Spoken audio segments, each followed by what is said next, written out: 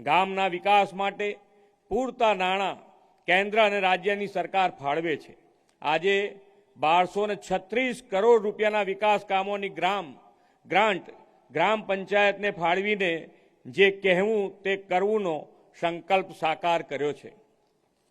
આ પૈસા તમારા બધાના ખાતામાં જતા રહેશો। 1236 કરોડ રૂપિયા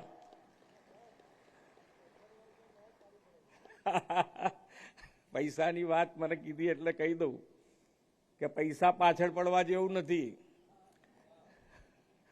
નહીતર પછી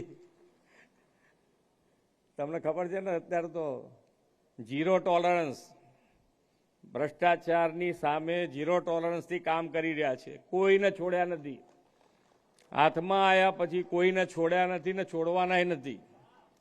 એટલે આપણે તો બધા નવા છીએ એટલે કોઈ આપણને દોરવી ના જાય ખોટી રીતે, એ તમારે બધાએ ધ્યાન રાખવાનું। તમારે જે કામ હોય અમે અહીંયા બેઠા છીએ, તમે ગમે ત્યારે મળી શકો છો અમને।